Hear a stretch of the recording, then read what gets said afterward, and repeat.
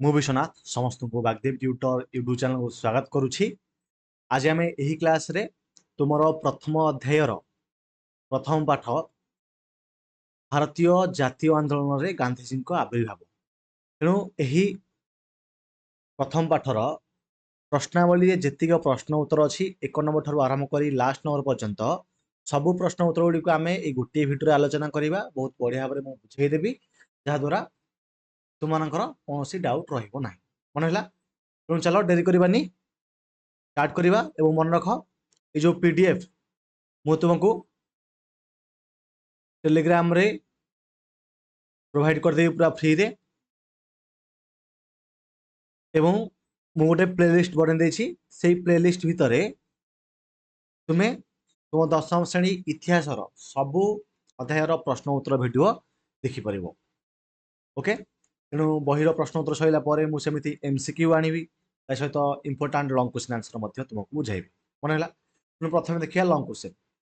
ଦକ୍ଷିଣ ଆଫ୍ରିକାରେ ଭାରତୀୟମାନେ ଶ୍ଵେତାଙ୍ଗମାନଙ୍କ ଦ୍ୱାରା କିପରି ଅତ୍ୟାଚାରିତ ହେଉଥିଲେ? ଦେଖ, ସେତେବେଳେ ଦେଖ ଦେଖ ମୁଁ ବେଶୀ ବୁଝାଇବା ଉପରେ ଫୋକସ୍ କରୁଛି, ତୁମେ ତ ଦେଖିକି ଲେଖିପାରିବ ଯେଉଁମାନେ ଆନ୍ସର ଲେଖିବାକୁ ଚାହୁଁଛ, କିନ୍ତୁ ମୁଁ ଏଠାରେ ରେକମେଣ୍ଡ କରିବି ସମସ୍ତେ ଶୁଣ, ଯାହାଦ୍ୱାରା ତୁମର ପାଠ ବହୁତ ଭଲ ଭାବରେ ମନେ ରହିଯିବ। ମନେ ହେଲା? ଦେଖ, ଦକ୍ଷିଣ ଆଫ୍ରିକାରେ କ'ଣ ହେଲା, ସେତେବେଳେ ବର୍ଣ୍ଣ ବୈଷମ୍ୟ ନୀତି ଚାଲିଥିଲା, ଯାହାଦ୍ୱାରା କି ଯେଉଁମାନେ କୃଷ୍ଣାଙ୍ଗ ଆଫ୍ରିକୀୟ ମାନେ କଳା ଲୋକର ଆଫ୍ରିକୀୟ ଥିଲେ, ଆଉ ଯେଉଁମାନେ ଭାରତୀୟ ମାନେ ଥିଲେ, ବା ଭାରତୀୟ ମାନେ ନର୍ମାଲି ଆମର କ'ଣ ବେଶୀ ଗୋରା ନାହିଁ, ମାନେ ମିଡ଼ିୟମରେ ଯେଉଁ ଆମେ କହୁଛେ। ତେଣୁ କୃଷ୍ଣାଙ୍ଗ ଆଫ୍ରିକୀୟ ମାନେ ଯେଉଁମାନେ କଳା ଆଫ୍ରିକା ଲୋକ ଥିଲେ ଏବଂ ଯେଉଁ ଭାରତୀୟ ମାନେ ଥିଲେ, ସେମାନେ ବିଭିନ୍ନ ପ୍ରକାର ଅତ୍ୟାଚାର ହେଉଥିଲେ। ବୁଝିଲା? ତାପରେ କ'ଣ ହେଲା ନା, ସେଠାରେ ସେମାନଙ୍କର କୌଣସି ଭୋଟ ଦାନ ଅଧିକାର ନଥିଲା। ମାନେ ଆଫ୍ରିକୀୟ ମାନେ ହୁଅନ୍ତୁ କିମ୍ବା ଯେଉଁ କୃଷ୍ଣାଙ୍ଗ ଆଫ୍ରିକୀୟ ହୁଅନ୍ତୁ କିମ୍ବା ଭାରତୀୟ ମାନେ ହୁଅନ୍ତୁ, ସେମାନଙ୍କର କୌଣସି ଭୋଟ ଦାନ କରିବାର ଅଧିକାର ନଥିଲା। ସେମାନଙ୍କୁ କ'ଣ କରାଯାଉଥିଲା ନା, ତାଙ୍କର ଯେଉଁ ନାଁ ପଞ୍ଜୀକରଣ କରିବା ପାଇଁ, ମାନେ ନାଁ ରେଜିଷ୍ଟ୍ରେସନ କରିବା ପାଇଁ, ସେମାନଙ୍କୁ ନିର୍ବାଚନ ପାଇଁ ଗୋଟେ କର ଦେବାକୁ ପଡୁଥିଲା, ମାନେ କିଛି ପଇସା ଦେବାକୁ ମଧ୍ୟ ପଡୁଥିଲା। ଏବଂ ଭାରତୀୟ ମାନେ ରହିବା ପାଇଁ ଜନାକୀର୍ଣ୍ଣ, ମାନେ ଯୋଉଠି ଜନଗହଳି ନୁହେଁ ବା ଜନଗହଳି ରହିବା ପାଇଁ ଠିକ ଜାଗା ନୁହେଁ, ବା ଅସ୍ୱାସ୍ଥ୍ୟକର ପରିବେଶ, ମାନେ ଏମିତିଆ ଜାଗା ଯୋଉଠି ମଇଳା ଫଇଳା ପଡୁଥିବ କି ଘର ଠାରୁ ବାହାରେ ଥିବ, ତେଣୁ ସେମିତିଆ ଜାଗା ଠିକ କରାଯାଇଥିଲା ଭାରତୀୟ ମାନେ ରହିବା ପାଇଁ। ଏବଂ ରାତି 9ଟା ପରେ ନର୍ମାଲ ଲୋକ ସାଧାରଣ ପାଦଚଲ ରାସ୍ତା ବ୍ୟବହାର କରିପାରୁନଥିଲେ। କୋଉଠି ନା, ଦକ୍ଷିଣ ଆଫ୍ରିକାରେ। ଏବଂ ଯଦି ରେଳ ଗାଡ଼ିରେ ଜଣେ ଯାଉଥିବ, ମାନେ ଟ୍ରେନରେ ଜଣେ ଯାଉଥିବ, ତେବେ ପ୍ରଥମ ବା ଦ୍ୱିତୀୟ କୋଠରୀରେ ସେମାନେ ଯାତ୍ରା କରିପାରୁ ନଥିଲେ। ଆଉ ଯେଉଁ ଭାରତୀୟ ମାନେ ଥିଲେ, ସେମାନଙ୍କୁ କୁଲି ବୋଲି କହି ସମ୍ବୋଧନ କରୁଥିଲେ। କ'ଣ ହେଲା? ଟୋଟାଲ 5ଟା ପଏଣ୍ଟ। ପ୍ରଥମେ କହିଲେ ଯେ ବର୍ଣ୍ଣ ବୈଷମ୍ୟ ନୀତି ଚାଲିଥିଲା, ଯାହାଦ୍ୱାରା କି କୃଷ୍ଣାଙ୍ଗ ଆଫ୍ରିକୀୟ ମାନେ ଆଉ ଭାରତୀୟ ମାନେ ବିଭିନ୍ନ ଅତ୍ୟାଚାରର ସମ୍ମୁଖୀନ ହେଉଥିଲେ। ସେମାନଙ୍କୁ ଭୋଟ ଦାନ କରିବାର ଅଧିକାର ନଥିଲା ଏବଂ ନିର୍ବାଚନ କର ଦେବାକୁ ପଡୁଥିଲା। ସେମାନେ ରହିବା ପାଇଁ ଜନାକୀର୍ଣ୍ଣ ଅସ୍ୱାସ୍ଥ୍ୟକର ପରିବେଶ ଉଦ୍ଦିଷ୍ଟ କରାଯାଇଥିଲା।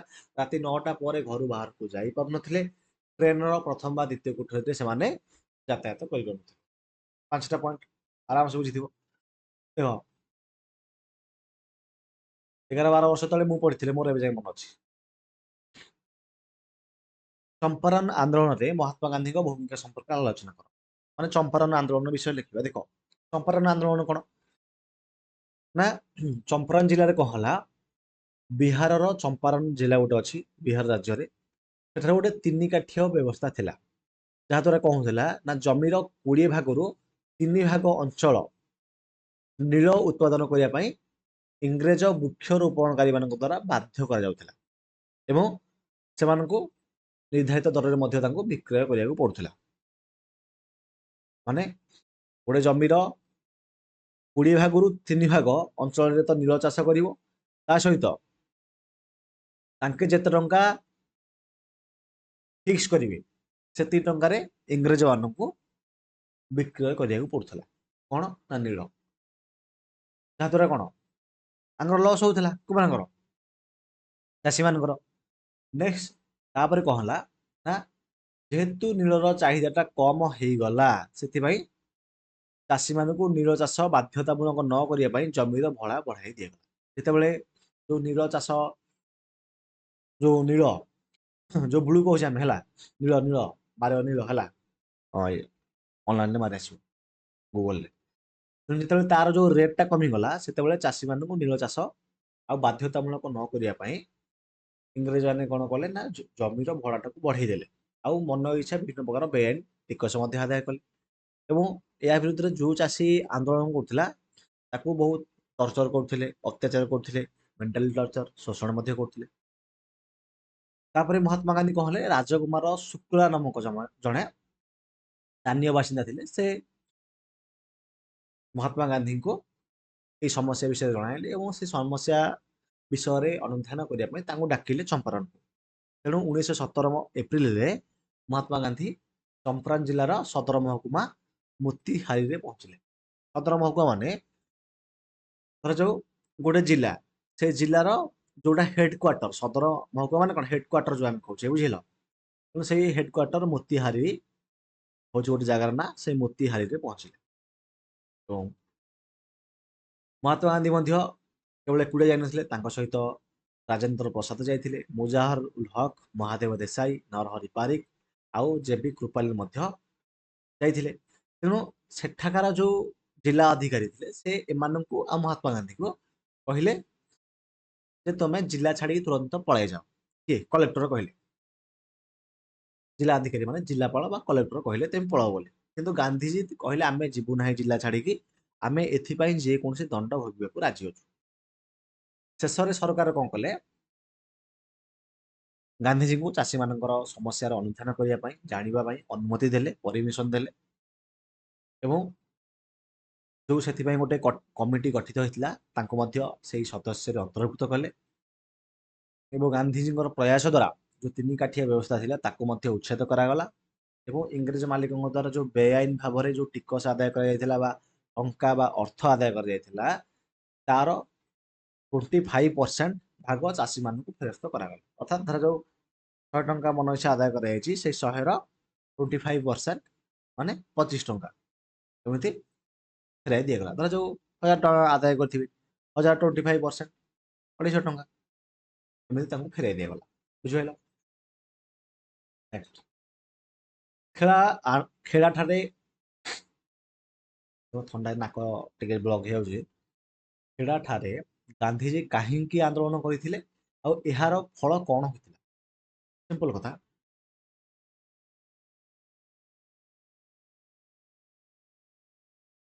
ଦେଖ 1918 ମସିହାରେ କଣ ହେଲା, ଯେହେତୁ ଦୁର୍ଭିକ୍ଷ ପଇଲା ସେଥିପାଇଁ ଯୋଉ ଗୁଜୁରାଟ ରାଜ୍ୟର ଖେଡା ବୋଲି ଗୋଟେ ଜିଲ୍ଲା ଅଛି, ସେଇ ଖେଡା ଜିଲ୍ଲାରେ କଣ ହେଲା ନା ଯୋଉ ଶସ୍ୟ ଯୋଉ ଚାଷ କରାଯାଇଥିଲା ତାହା ବାଧାପ୍ରାପ୍ତ ହେଇଗଲା। ଏବଂ ସେତେବେଳେ ରେଭିନ୍ୟୁ ଡିପାର୍ଟମେଣ୍ଟ ମାନେ ରାଜସ୍ୱ ବିଭାଗର ଗୋଟେ ନିୟମ ଥିଲା ଯେ ଯଦି ସ୍ୱାଭାବିକ ଉତ୍ପାଦନର 1/4ରୁ କମ ହେଲେ, ମାନଙ୍କର 1/4ରୁ କମ ହବ 1/4ରୁ ଯଦି କମ ହେଲା ତାହେଲେ ରାଜସ୍ୱ ଦେୟ ପରିମାଣଟା କୋହଳ କରାଯିବାର ବ୍ୟବସ୍ଥା ଥିଲା। ଯେତିକି ବି ଟିକସ ଦିଆଯାଉଥିଲା ବା ଯେତିକି ବି ରେଭିନ୍ୟୁ ଦିଆଯାଉଥିଲା ସେ ରେଭିନ୍ୟୁଟା କମ କରାଗଲା। ରାଜସ୍ୱ ବୁଝୁଛ ନାହିଁ, ରେଭିନ୍ୟୁ ତ ତମ ଆରଆଇ ଜାଣିଥିବ, ଆରଆଇ ଅମିନ ରେଭିନ୍ୟୁ ଇନ୍ସପେକ୍ଟର, ଯୋଉ ରେଭିନ୍ୟୁ ଅଫିସ ଆମର ରହୁଛି ଆରଆଇ ଅଫିସ, ସେଥିରେ ଆମେ ରେଭିନ୍ୟୁ ଦଉଛେ, ରାଜସ୍ୱ ଦଉଛେ। ତେଣୁ ଯଦି 1/4ରୁ କମ ଚାଷ ଉତ୍ପାଦନ ହବ ତାହେଲେ ଆମେ କୌଣସି ପ୍ରକାର ମାନେ ରାଜସ୍ୱ ଦେବା ପାଇଁ ଟିକେ ତାଙ୍କୁ ଛାଳ କରାଯାଉଥିଲା, କୋହଳ କରାଯାଉଥିଲା। କିନ୍ତୁ ଯୋଉ ଇଂରେଜ କର୍ମଚାରୀ ମାନେ ଥିଲେ ସେତେବେଳେ ତ ସବୁ, ସେତେବେଳେ ଯୋଉ କର୍ମଚାରୀ ମାନେ ଥିଲେ ସରକାରୀ କର୍ମଚାରୀ ସବୁ ଜାଗାରେ ଇଂରେଜ ଥିଲେ ମ୍ୟାକ୍ସିମମ୍, ସେମାନେ କହିଲେ ଯେ ଛେଳି ଚାଷୀ ମାନଙ୍କୁ ଯେ ରାଜସ୍ୱ ଭରଣ କରିବାକୁ ବାଧ୍ୟ କଲେ। କେତେ ନା ଟୋଟାଲ ସମ୍ପୂର୍ଣ୍ଣ ମାନେ ଯେତିକି ଦଉଥିଲ ଏବେ ବି ସେତିକି ଦବ, ତମର ଲସ୍ ହଉ କ୍ଷତି ହଉ ଆମର କିଛି ଯାଏ ଆସେ ନାହିଁ, ଯେତେ ଟଙ୍କା ରାଜସ୍ୱ ଦବା କଥା ତମେ ଦବ। ଏମିତି ଯେତେବେଳେ ବାଧ୍ୟ କଲେ ଗାନ୍ଧୀଜୀ ଏହା ବିରୁଦ୍ଧରେ ସତ୍ୟାଗ୍ରହ କରିବାକୁ ଚାଷୀମାନଙ୍କୁ ସବୁ ଏକାଠି କଲେ। ଚାଷୀମାନେ ଆଉ ଖଜଣା ଦେବାକୁ ମନା କରିଦେଲେ ଏବଂ ସେଥିପାଇଁ ଯେକୌଣସି ଦଣ୍ଡ ବା ପରିଣାମ ଭୋଗିବାକୁ ମଧ୍ୟ ରାଜି ହେଲେ। ଶେଷରେ ଇଂରେଜ ସରକାର ବାଧ୍ୟ ହେଲେ ଏବଂ ବାଧ୍ୟ ହେଇକି ଯୋଉ ରାଜସ୍ୱ ଆଦାୟରୁ ନିବୃତ୍ତ କଲେ। ଆଉ ଗୋଟେ ଗୁପ୍ତ ଜାରିନାମା ଜାରି କଲେ, ମାନେ ଗୋଟେ ଗୁପ୍ତ ମାନେ ଗୋଟେ ସିକ୍ରେଟ ଜାରିନାମା କଲେ ଏବଂ ସେଇ ଅନୁସାରେ ଯୋଉ ଦେଖିଲେ ଯେ ମୁକ୍ତ ମାନେ କଣ ଗୋଟେ ସିକ୍ରେଟ ଦେଖିଲେ ଯେ କାହା ପାଖରେ ପଇସା ଅଛି ସେ ଦେଇପାରିବ। ତେଣୁ ସେମିତିଆ ଲୋକ କୋଉମାନେ ସେମାନଙ୍କୁ ଜାଣିବା ପାଇଁ ଗୋଟେ ଗୁପ୍ତ ନିର୍ଦ୍ଦେଶନାମା ଜାରି କଲେ ଏବଂ ସେଇ ଅନୁସାରେ ସେମାନଙ୍କ ଠାରୁ କେବଳ ଖଜଣା ଆଦାୟ କରାଗଲା। ଯାହାର ନାହିଁ ନାହିଁ ଆଉ ଯାହା ପାଖରେ ପଇସା ଅଛି ତାକୁ କାହିଁ ଛାଡ଼ିବ, ଏମିତି କହିକି ଆଦାୟ କଲେ। ତେଣୁ ଏଇ ଯୋଉ ଆନ୍ଦୋଳନ ଯେହେତୁ ସଫଳତା ପାଇଲା ସେଥିପାଇଁ ଗାନ୍ଧିଜୀଙ୍କ ଉପରେ ପ୍ରଭାବିତ ହୋଇକି ଖେଡ଼ା ଜିଲ୍ଲାର ତଥା ଅହମ୍ମଦାବାଦର ଆଇନଜୀବୀ ସର୍ଦ୍ଦାର ବଲ୍ଲଭ ଭାଇ ପଟେଲ ଗାନ୍ଧିଜୀଙ୍କର ଜଣେ ମଧ୍ୟ ପ୍ରଧାନ ଅନୁଗାମୀ ହୋଇଥିଲେ। ବୁଝିପାରିଲ? ତାପରେ ଦେଖିବା ଅହମ୍ମଦାବାଦ ଲୁଗା କାରଖାନା ଆନ୍ଦୋଳନରେ ମହାତ୍ମା ଗାନ୍ଧୀଙ୍କର ଭୂମିକା କଣ ଥିଲା? ନାକପରା ବ୍ଲକ। ବୁଝିପାରିଲ? ତାହେଲେ ଯୋଉ ଗୁଜୁରାଟର ଅହମ୍ମଦାବାଦ ଜାଣିଥିବ, ସେଠାରେ ଗୁଜୁରାଟ ମାନେ ତୁମକୁ ନିଶ୍ଚିତ ଭାବରେ ଏହା ଫିଲ୍ ହେଉଥିବ ଯେ ସାର୍ ଗୁଜୁରାଟ ମାନେ ତ ପୁରା ବିଜନେସ୍, ତେଣୁ ସିଆଡ଼େ ସବୁ ବିଜନେସ୍ ସେଟଅପ୍, ବହୁତ ବିଜନେସ୍ ଚାଲେ ସିଆଡ଼େ, କେତେ କଳକାରଖାନା ଇଏ ସିଏ ଲୁଗା କଳ ସୂତା କଳ ସବୁ ଦେଖିବ ଗୁଜୁରାଟରେ। ତେଣୁ ଗୋଟେ ଯୋଉ ଗୁଜୁରାଟର ଯୋଉ ଅହମ୍ମଦାବାଦରେ ଯୋଉ ଲୁଗା କଳ ଗୁଡାକ ଥିଲା, କାରଖାନା ଗୁଡାକ ଥିଲା ବା ଫ୍ୟାକ୍ଟ୍ରି ଗୁଡାକ ଥିଲା, ସେଥିରେ ଯୋଉ ମାଲିକ ମାନେ ଥିଲେ ସେମାନେ ଶ୍ରମିକ ମାନଙ୍କୁ ଗୋଟେ ଭତ୍ତା ଦେଉଥିଲେ ଯାହାର ନାଁ ଥିଲା ପ୍ଲେଗ ମହାମାରୀ ପାଇଁ ପ୍ଲେଗ ବୋନସ ଭତ୍ତା। ତା ନାଁ ଥିଲା କଣ? Plague bonus. ଯଦି ପ୍ଲେଗ ମହାମାରୀ ହୋଇଯାଏ ତାହେଲେ ସେଥିପାଇଁ ଗୋଟେ ଭତ୍ତା ଦିଆଯାଉଥିଲା ପ୍ଲେଗ ବୋନସ। ଭତ୍ତା ମାନେ ଆଲାଉନ୍ସେସ୍, ବୁଝିହେଲା? ଆଲାଉନ୍ସେସ୍ ମାନେ ତୁମେ ଯେତେବେଳେ ଗଭର୍ଣ୍ଣମେଣ୍ଟ ଜବ୍ କରିବ ସେତେବେଳେ ଦେଖିବ ତୁମକୁ କିଛି ଆଲାଉନ୍ସ ମିଳିବ, ରିକ୍ସ allowance, travel allowance, cycle allowance, ତାପରେ ଫୁଡ ଆଲାଉନ୍ସ, ଡ୍ରେସ୍ ଆଲାଉନ୍ସ, ଏମିତି ବିଭିନ୍ନ ପ୍ରକାର ଆଲାଉନ୍ସ ରହିବ। ବୁଝିପାରିଲ? ଡିଅରନେସ୍ ଆଲାଉନ୍ସ, ମେହେଙ୍ଗା ଭତ୍ତା, କି ସେମିତି ଗୋଟେ ପ୍ଲେଗ ବୋନସ ମିଳୁଥିଲା। ବୁଝିପାରିଲ? ତେଣୁ ଯେତେବେଳେ ପ୍ଲେଗ ବୋନସ ମିଳୁଥିଲା, କିନ୍ତୁ ସେଇ ସମୟରେ କଣ କଲେ ମାଲିକ ମାନେ କଣ କଲେ ପ୍ରତ୍ୟାହାର କରିଦେଲେ ଯେ ଆମେ ଆଉ ପ୍ଲେଗ ବୋନସ ଦବୁନି ବୋଲି। ତେଣୁ ଯେତେବେଳେ ପ୍ଲେଗ ବୋନସ ଦବାକୁ ମନା କରିଦେଲେ ବା ଦେଲେନି ଆଉ, ସେତେବେଳେ ଇଂରେଜ ଜିଲ୍ଲାପାଳଙ୍କ ଅନୁରୋଧ କ୍ରମେ ମହାତ୍ମା ଗାନ୍ଧୀ ଗଲେ ସେଠିକି, ସେଇ କଳହ ମଧ୍ୟରେ ହସ୍ତକ୍ଷେପ କଲେ, ମାନେ କଳହକୁ ଜାଣିଲେ, ମିଶିଲେ ସେଥିରେ ଏବଂ ଗୋଟେ ଟ୍ରିବ୍ୟୁନାଲ ଗଠନ କଲେ। ଗଠନ କରିକି ଗୋଟେ ନିଷ୍ପତ୍ତି କଲେ, ଗୋଟେ ମାନେ ଗୋଟେ ଜିମାନାମା ଗୋଟେ ଲେଖିଲେ। ଟ୍ରିବ୍ୟୁନାଲ ମାନେ ଗୋଟେ ଆମେ କହିବା କଣ କମ୍ପ୍ରମାଇଜ ପାଇଁ ଯୋଉ ଲେଖାଯାଏ ଗୋଟେ ଚିଠି, ବୁଝିଲେ? ସେଥିରେ ଲେଖିଲେ ଯେ ଏହା ମୁଁ ଲେଖିଛି, ଆକୁ ଉଭୟ ମାଲିକ ଆଉ ଶ୍ରମିକ ମାନଙ୍କୁ ରାଜି ହବାକୁ ପଡିବ। କିନ୍ତୁ ମାଲିକ ମାନେ ରାଜି ହେଲେନି, କହିଲେ ନାହିଁ ଆମେ ରାଜି ହବୁନି, କିନ୍ତୁ ଯୋଉ ଶ୍ରମିକ ମଜୁରୀର 20% ବୃଦ୍ଧି ଘୋଷଣା କଲେ। ଶ୍ରମିକ ମାନଙ୍କୁ ଯେତିକି ଟଙ୍କା ଆମେ ଦଉଛୁ ବର୍ତ୍ତମାନ ଦରମା, ତାର 20% ଅଧିକ ଦରମା। ମନେକର 100 ଟଙ୍କା ଦଉଛୁ, ତାହେଲେ 120 ଦବୁ। 10,000 ଟଙ୍କା ଦରମା ଦଉଛୁ ତାହେଲେ 12,000 ଦବୁ। 20,000 ଟଙ୍କା ଦଉଛୁ ଯଦି ତାହେଲେ 24,000 ଟଙ୍କା ଦବୁ। ଏମିତି କହିଲେ ଯେ ଆମେ ଦରମା ବଢେଇ ଦବୁ 20%, କିନ୍ତୁ ଆମେ ବାପ ଟ୍ରିବ୍ୟୁନାଲ ଅନୁସାରେ ଆମେ ରାଜି ହବୁ। ଓକେ। କିନ୍ତୁ ଶ୍ରମିକ ମାନଙ୍କର 35% ମଜୁରୀ ବୃଦ୍ଧି ଦାବିକୁ ପ୍ରତ୍ୟାଖ୍ୟାନ କଲେ। କିନ୍ତୁ ଶ୍ରମିକ ମାନେ କହିଲେ ଓକେ ତୁମେ ଆମକୁ ପ୍ଲେଗ ବୋନସ ନ ଦିଅ ପଛେ, କିନ୍ତୁ 20% ନାହିଁ, ଆମକୁ ଆମକୁ ଆପଣ 35% ଦିଅନ୍ତୁ। ସେମାନେ କହିଲେ, ଶ୍ରମିକ ମାନେ କହିଲେ ମାଲିକ ମାନଙ୍କୁ ଯେ 35% ବୃଦ୍ଧି କରନ୍ତୁ। 100 ଜାଗାରେ 135 ମିଳିବ। ବୁଝୁଛନ୍ତି? 1000 ଜାଗାରେ 13,500 ମିଳିବ। ତେଣୁ ଆମେ ତାହେଲେ ରାଜି ହେଇଯିବୁ। କିନ୍ତୁ ମାଲିକ ମାନେ ରାଜି ହେଲେନି। ତେଣୁ ମାଲିକ ମାନଙ୍କ ବିରୁଦ୍ଧରେ ଗାନ୍ଧିଜୀ ଶ୍ରମିକ ମାନଙ୍କୁ ଗୋଟେ ଅହିଂସା ଆନ୍ଦୋଳନ କରିବା ପାଇଁ କହିଲେ, ଆଉ ସେ ଏହାର ନେତୃତ୍ୱ ନେଲେ ବା ଲିଡର ହେଲେ କିଏ? ମହାତ୍ମା ଗାନ୍ଧୀ। ତେଣୁ ଦାବି ପୂରଣ ପର୍ଯ୍ୟନ୍ତ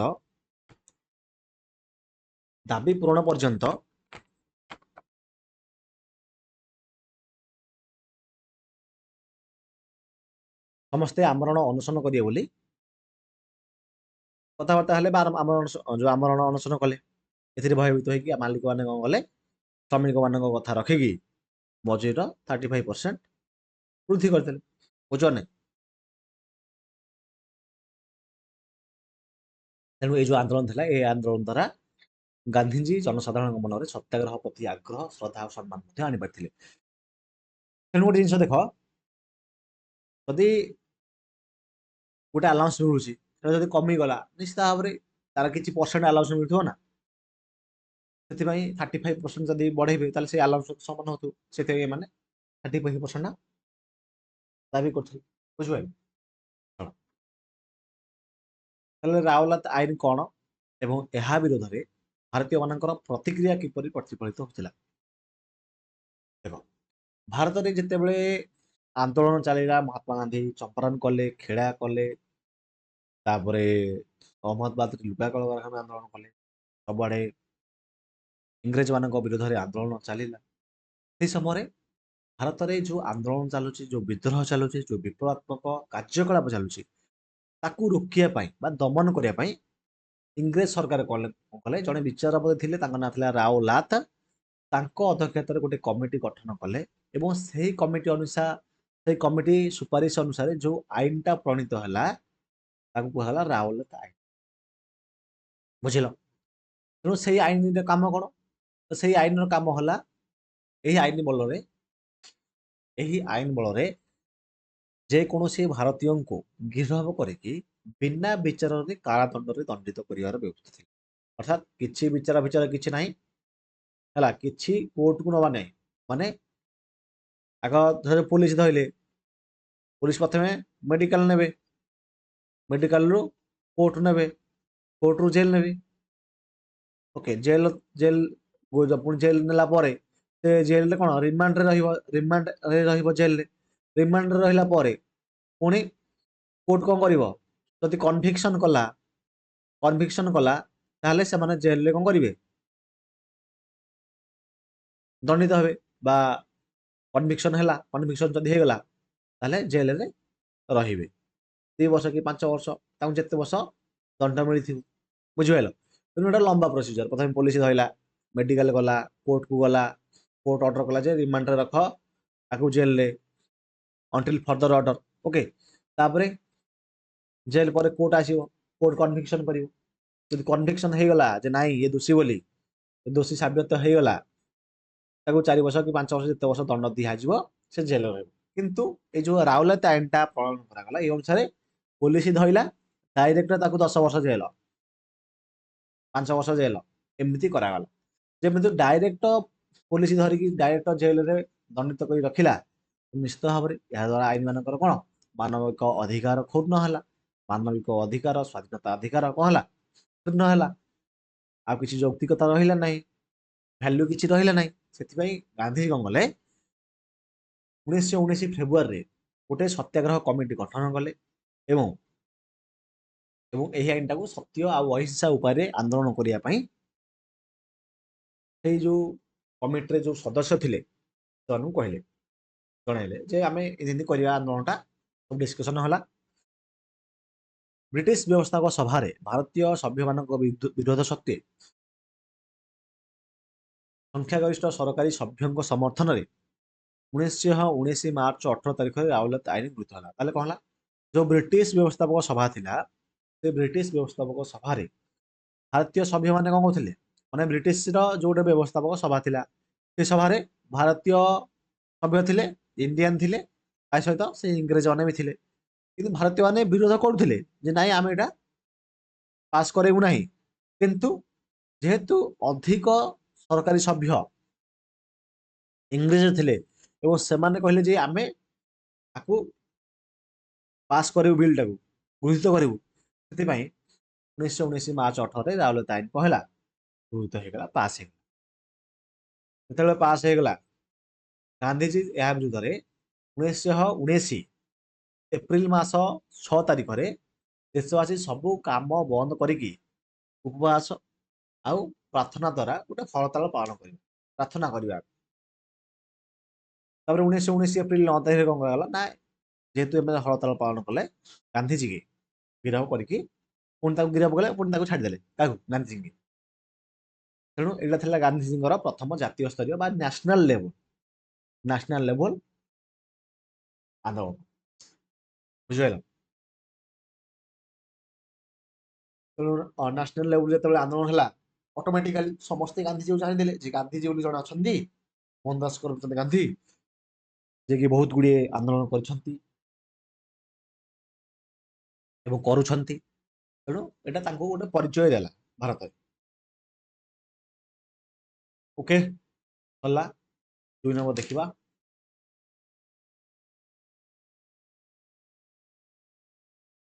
ଦେଖ, ଗାନ୍ଧିଜୀ ଯୋଉ 20 ତାପରେ ଦେଖିବା 20 ଗୋଟି ଶବ୍ଦର ଉତ୍ତର ଲେଖ। 2 ନମ୍ବର। ଓକେ, ଗାନ୍ଧିଜୀ ଦକ୍ଷିଣ ଆଫ୍ରିକାର କେଉଁ ସ୍ଥାନକୁ ଯାଇଥିଲେ ଆଉ କଣ ପାଇଁ ଯାଇଥିଲେ? ଦେଖ, ଗାନ୍ଧିଜୀ ଦକ୍ଷିଣ ଆଫ୍ରିକାର କୋଉଠି ଯାଇଥିଲେ? ନାଟାଲ ନାମକ ସ୍ଥାନକୁ ଯାଇଥିଲେ। କଣ ପାଇଁ ଯାଇଥିଲେ? ନା ଦାଦା ଅବଦୁଲ୍ଲା ନାମକ ଜଣେ ଭାରତୀୟ ମୁସଲମାନ ଥିଲେ, ତାଙ୍କର ଓକିଲ ରୂପେ ଗୋଟେ କେସ୍ ଲଢିବା ପାଇଁ ଯାଇଥିଲେ। ମୁକଦମା ମାନେ କଣ? କେସ୍ ଲଢିବା ପାଇଁ ଯାଇଥିଲେ। ଗାନ୍ଧିଜୀ ଦକ୍ଷିଣ ଆଫ୍ରିକାରେ ଭାରତୀୟମାନଙ୍କୁ ଇଂରେଜମାନଙ୍କ ଅତ୍ୟାଚାର ବିରୁଦ୍ଧରେ ସଚେତନ କରିବା ପାଇଁ କଣ କରିଥିଲେ? ନା ସଚେତନ କରିବା ପାଇଁ ନାଟାଲ ଭାରତୀୟ କଂଗ୍ରେସ ନାମକ ଗୋଟେ ରାଜନୈତିକ ଅନୁଷ୍ଠାନ 1894 ଗଠିତ କରିଥିଲେ ଏବଂ ଇଣ୍ଡିଆନ ଓପିନିୟନ ନାମକ ଏକ ସମ୍ବାଦ ପତ୍ରିକା ମଧ୍ୟ ପ୍ରକାଶ କରିଥିଲେ, ଯାହାଦ୍ୱାରା ସେହି ସମ୍ବାଦ ପତ୍ରିକାରେ ଯୋଉ ଶ୍ଵେତାଙ୍ଗମାନଙ୍କ ଅତ୍ୟାଚାର ସମ୍ବନ୍ଧରେ ସାଧାରଣ ଲୋକମାନଙ୍କୁ ଅବଗତ କରାଉଥିଲେ। ଗାନ୍ଧିଜୀ କେଉଁ ଆନ୍ଦୋଳନରେ ପ୍ରଥମ ଥର ପାଇଁ ସତ୍ୟାଗ୍ରହ ପ୍ରୟୋଗ କଲେ? କୋଉ ଆନ୍ଦୋଳନରେ? ଦକ୍ଷିଣ ଆଫ୍ରିକାରେ ଥିଲାବେଳେ ଯୋଉ ଆଙ୍ଗୁଳି ଛିପ ପଞ୍ଜୀକୃତ ପ୍ରମାଣ ପତ୍ରକୁ ସବୁ ସମୟରେ, ଆଙ୍ଗୁଳି ଛିପ ମାନେ କଣ? ଫିଙ୍ଗର ପ୍ରିଣ୍ଟ ମାନେ ଟିପ ଚିହ୍ନ, ବୁଝିଲ କି? ଟିପ ଚିହ୍ନ ଥିବ, ସେ ଯୋଉ ରେଜିଷ୍ଟ୍ରେସନ ହେଇକି ଯୋଉ ପ୍ରମାଣ ପତ୍ର ଥିବ, ଯେମିତି ଆଜିକାଲି ଆମର କଣ ରହୁଛି, ଆଧାର କାର୍ଡ ଅଛି, ପାନ କାର୍ଡ ଅଛି, ଭୋଟର ଆଇ କାର୍ଡ ଅଛି, ସେମିତି ତାର ଗୋଟେ ଫିଙ୍ଗର ପ୍ରିଣ୍ଟ ଲାଗିଥିବ, ହେଲା, ଆଙ୍ଗୁଠି ଟିପ ଚିହ୍ନ ଲାଗିଥିବ ଏବଂ ସେଇଟା ଗୋଟେ ପ୍ରମାଣ ପତ୍ର ଆଗ ତାଙ୍କ ଥିଲା, ନା ଗାଁ ଆଡ୍ରେସ ସବୁ ଲେଖା ହେଇଥିବ। ତାକୁ ସଦାବେଳେ ନେଇକି ଯିବ ସବୁଆଡେ, ସେଟା ବାଧ୍ୟ କରାଗଲା। ଯେହେତୁ ବାଧ୍ୟ କରାଗଲା, ସେଇ ସମୟରେ କଣ ମହାତ୍ମା ଗାନ୍ଧୀ ପ୍ରଥମ ଥର ପାଇଁ ସତ୍ୟାଗ୍ରହ ଅସ୍ତ୍ର ପ୍ରୟୋଗ କରିଥିଲେ। ତିନି କାଠି ବ୍ୟବସ୍ଥା କଣ?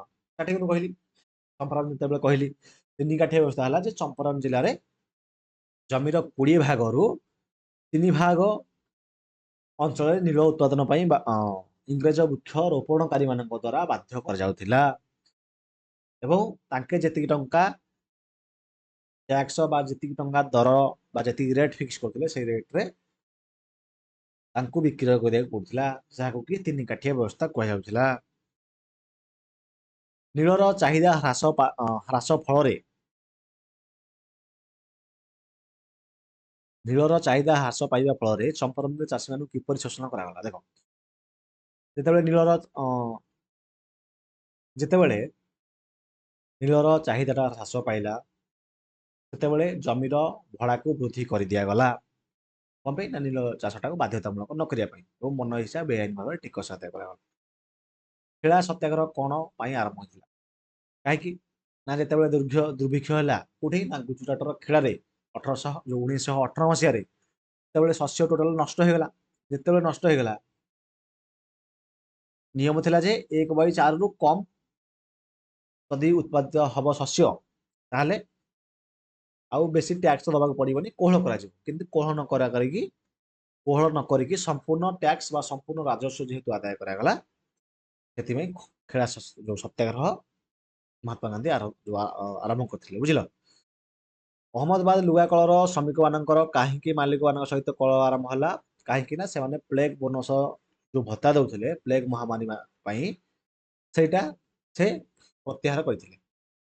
ରାଉଲାତ ଆଇନ କଣ? ଏଇନା କହିଥିଲି 1919 ମସିହାରେ ଇଂରେଜ ସରକାର ଭାରତରେ ଯୋଉ ଲୋକମାନେ ଆନ୍ଦୋଳନ କରୁଛନ୍ତି ବା ବିଦ୍ରୋହ କରୁଛନ୍ତି, ତାକୁ ଦମନ କରିବା ପାଇଁ ଗୋଟେ ବିଲଟେ ପାସ୍ କରିଥିଲେ, ଯାହାର ନାମ ଥିଲା ରାଉଲାତ ଆଇନ। ଏଟା ରାଉଲାତଙ୍କ ଅଧ୍ୟକ୍ଷତାରେ ହେଇଥିଲା, ଯିଏକି ଜଣେ ବିଚାରପତି ଥିଲେ। ଏହା ଅନୁସାରେ ଯେକୌଣସି ଭାରତୀୟ ମାନଙ୍କୁ ବିନା ବିଚାରରେ କାରାଦଣ୍ଡରେ ଦଣ୍ଡିତ କରିବାର ବ୍ୟବସ୍ଥା ଥିଲା। ରାଉଲାତ ଆଇନ ବିରୋଧରେ ଗାନ୍ଧିଜୀଙ୍କ ଗଣ ସତ୍ୟାଗ୍ରହକୁ ଆନି ବେସାନ୍ତଙ୍କ ବ୍ୟତୀତ ଅନ୍ୟ କେଉଁ ନେତାମାନେ ବିରୋଧ କରିଥିଲେ? ନା ଅନ୍ୟ କେଉଁମାନେ ବିରୋଧ କରିଥିଲେ? ଏଦୁଲ ୱାଚା, ସୁରେନ୍ଦ୍ରନାଥ ବାନାର୍ଜୀ, ତେଜ ବାହାଦୁର ଶାହପୁର ଆଉ ଶ୍ରୀନିବାସ। ଜାଲିଆନୱାଲାବାଗ ହତ୍ୟାକାଣ୍ଡ କାହିଁକି ସଂଘଟିତ ହୋଇଥିଲା? ଦେଖ, ସମଗ୍ର ଦେଶରେ ରାଓଲାତ ଆଇନ ବିରୋଧୀ ଆନ୍ଦୋଳନ ଚାଲିଥିଲା ଯେତେବେଳେ 1919 ଏପ୍ରିଲ 10 ତାରିଖରେ ଅମୃତସରର 2 ଜଣ ସ୍ଥାନୀୟ ନେତା ଥିଲେ, ଯେମିତିକି ଜଣଙ୍କ ନାଁ ହେଉଛି ସତ୍ୟପାଲ ଡକ୍ଟର ସୈଫୁଦ୍ଦିନ କିଚଲୁ। ତାଙ୍କୁ ଆରେଷ୍ଟ କରାହେଲା। ଯେତେବେଳେ ଆରେଷ୍ଟ କରାହେଲା, ସେଇ ଆରେଷ୍ଟର ପ୍ରତିବାଦ କରିବା ପାଇଁ ଆଉ ବୈଶାଖୀ ଉତ୍ସବ ପାଳନ କରିବା ପାଇଁ ସମସ୍ତେ କଣ କଲେ, ଅମୃତସରର ଜାଲିଆନୱାଲାବାଗ ଠାରେ 1919 ଏପ୍ରିଲ 13 ତାରିଖରେ ଜମା ହେଇଗଲେ। ବହୁ ସଂଖ୍ୟକ ଲୋକ ସେଥିରେ ଜମା ହେଲେ। ସେଇଟା କିଛି ଏଇଭଳିଆ ଥିଲା, ଏମିତି ଗୋଟେ ଗେଟ୍ ଥିଲା ଏଠି, ଆଉ ଟୋଟାଲ ଏଇଟା ପଡ଼ିଆଟା ଥିଲା। ତେଣୁ ପୂର୍ବରୁ ସହରରେ ସଭା ସମିତି ନ କରିବା ପାଇଁ ମଧ୍ୟ ଗୋଟେ ନିଷେଧାଜ୍ଞା ସମ୍ବନ୍ଧରେ ଜନସାଧାରଣ ଜାଣିନଥିଲେ ବା ତାଙ୍କୁ କୁହାଯାଇନଥିଲା। ବୁଝିଲେ କି? ଠିକ୍ ସେଇ ସମୟରେ ଅମୃତସରର ଯିଏ ସାମରିକ ମୁଖ୍ୟ ଥିଲେ ସେ ଆସିଲେ, ତାଙ୍କ ନାଁ ଥିଲା ଜେନେରାଲ ଡାୟାର। ସେ ତାଙ୍କର ଯୋଉ ସୋଲଜର ମାନଙ୍କ ସହିତ ଆସିକି ସେଠାରେ ଲୋକମାନଙ୍କ ଉପରେ କଣ କଲେ, ଗୁଳି ଚଳାଇଲେ, ଯାହାଦ୍ୱାରା କି ଅନେକ ଲୋକ ମରିଲେ, ଅନେକ ଲୋକ ଆହତ ହେଲେ। ମୃତାହତ ମାନେ ମୃତ୍ୟୁବରଣ କଲେ ଓ ଆହତ ହେଲେ। ମନେ ରହିଲା। 3 ନମ୍ବର, ଗୋଟେ ବାକ୍ୟରେ ଲେଖିବା। 1894ରେ ଗାନ୍ଧୀଜୀଙ୍କ ଦ୍ୱାରା କେଉଁ ଅନୁଷ୍ଠାନ ଗଠିତ ହୋଇଥିଲା? ନାଟାଲ ଭାରତୀୟ କଂଗ୍ରେସ। ଇଣ୍ଡିଆନ ଓପିନିଅନ ସମ୍ବାଦପତ୍ର କିଏ ପ୍ରକାଶ କରିଥିଲେ? ମହାତ୍ମା ଗାନ୍ଧୀ ପ୍ରକାଶ କରିଥିଲେ। ମୋହନଦାସ କରମଚନ୍ଦ ଗାନ୍ଧୀଙ୍କୁ କିଏ ମହାତ୍ମା ଆଖ୍ୟା ଦେଇଥିଲା? କିଏ? ରବୀନ୍ଦ୍ରନାଥ ଠାକୁର। ଓକେ। କାହାର ନିମନ୍ତ୍ରଣ କ୍ରମେ ଗାନ୍ଧୀଜୀ ଚମ୍ପାରଣ ଯାଇଥିଲେ? ରାଜକୁମାର ଶୁକ୍ଳ ନାମକ ଜଣେ ସ୍ଥାନୀୟ ବାସିନ୍ଦାଙ୍କ ନିମନ୍ତ୍ରଣ କ୍ରମେ। ଖେଳା ଆନ୍ଦୋଳନରେ କିଏ ମହାତ୍ମା ଗାନ୍ଧୀଙ୍କ ମୁଖ୍ୟ ସହଯୋଗୀ ହେଇଥିଲେ? ଇନ୍ଦୁଲାଲ ଜାଗିର। ସହଯୋଗୀ ହେଲା। ଯଦି ଅନୁଗାମୀ ପଚାରିବ, ସର୍ଦ୍ଦାର ବଲ୍ଲଭ ଭାଇ ପଟେଲ। ପ୍ଲେଗ ବୋନସ କଣ?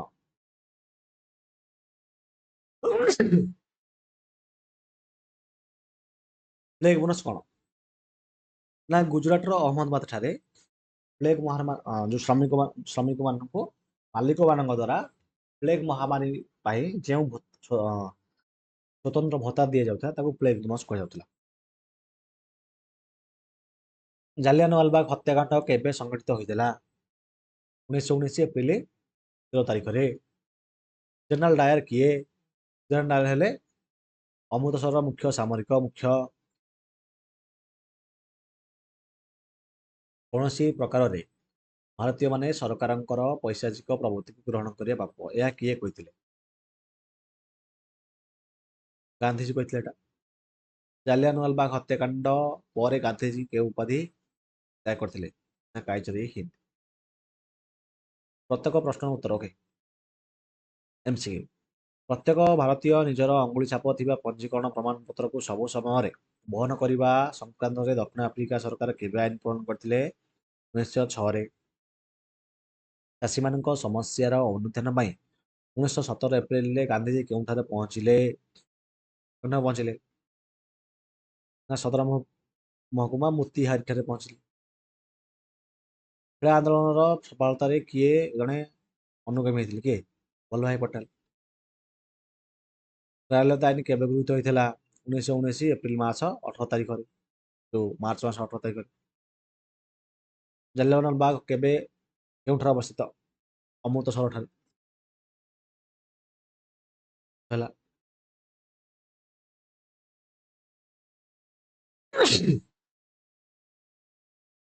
ବୁଝିଲେ କି ପିଲେ? ପୁରା ଆରାମସେ ଆମର ସରିଗଲା, ପୁରା ଗଲା, କଟିଗଲାଣି। କ୍ୱେଶ୍ଚିନ୍ ଆନ୍ସର ଗୁଡ଼ା ପୁରା କମ୍ପ୍ଲିଟ୍ ଭାବରେ ଶେଷ ହେଇଗଲା। ତାପରେ ଆମେ ନେକ୍ସଟ ଯୋଉ ଭିଡ଼ିଓ ଆସିବ ସେଥିରେ ଭାରତର ଅସହଯୋଗ ଆନ୍ଦୋଳନ ଓଡ଼ିଶାରେ ଏହାର ପ୍ରଭାବ, ଆକୁ ଆମେ ପୁରା କମ୍ପ୍ଲିଟ୍ ଭାବରେ ଶେଷ କରିବୁ। ମନେ ହେଲା? ରହୁଛି, ଆମେ ପୁଣି ଦେଖା ନେକ୍ସଟ ଭିଡ଼ିଓରେ। Thank you.